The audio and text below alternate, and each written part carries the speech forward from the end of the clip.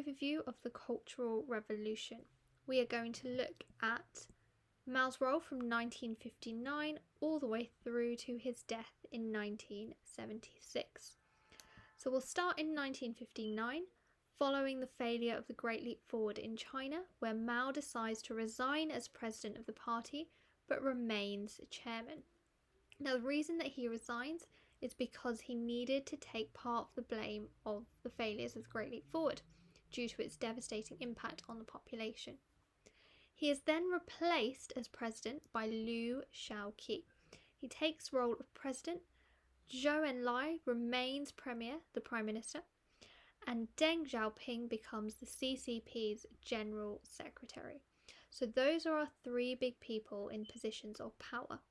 And they are labelled pragmatists, people who want solution-based activities in order to create a more realistic version of China. They want to enforce laws which will solve the problems of the Chinese economy, and one of the ways in which they do this is by reintroducing central control into the Chinese government.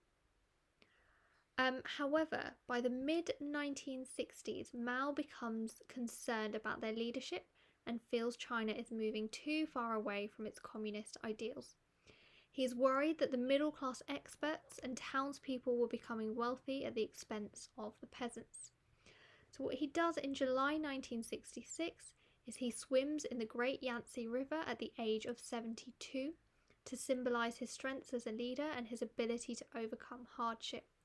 He uses this as a platform to introduce the Cultural Revolution. He then summons the youth to Tiananmen Square and tells them that the revolution is in danger from the current CCP leaders and encourages them to join his movement. He declares revolution and forms a new organisation called the Red Guards. And they are the youth, and he encourages both boys and girls, males and females, to join. And so women are given greater status in China through the implementation of the Red Guards.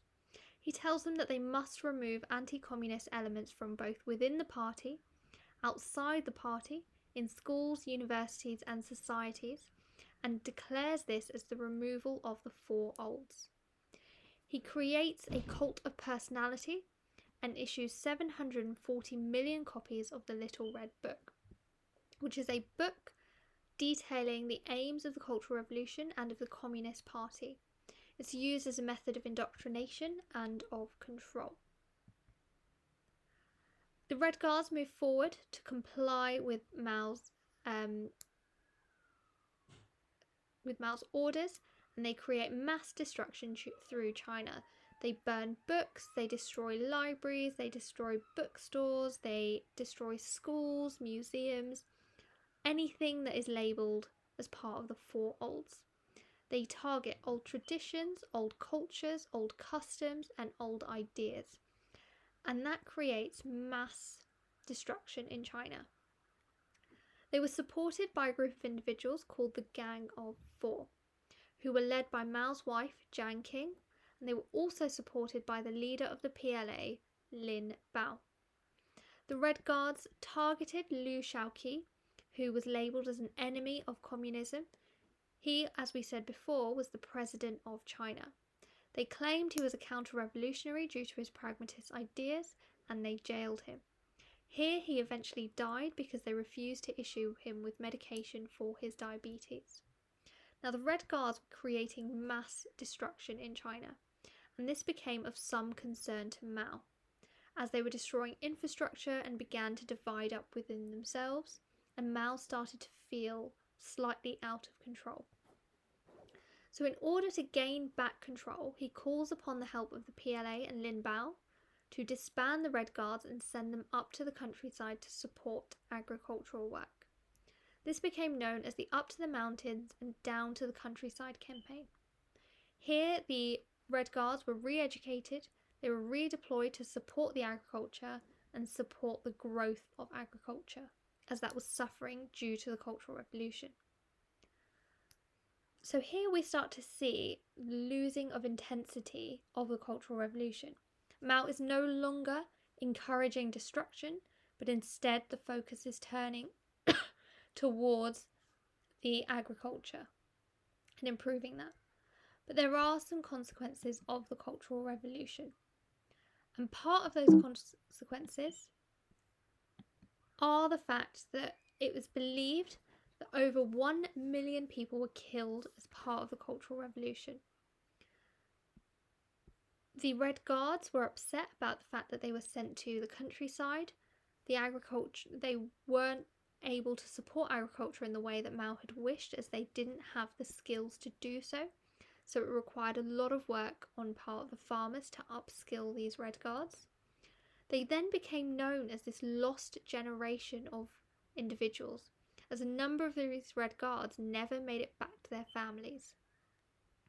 In addition to this, another consequence of the Cultural Revolution is that factories became reorganised and power was given back to the people. So the workers had the majority of the power and they were required to run the factories.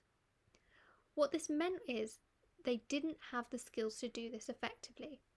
So industrial output started to drop again and transportation grew to a halt as the workers were unable to run it effectively. Education was seriously disrupted. A number of schools were closed for many years following this because they were unable to recover from the destruction created by the Red Guards.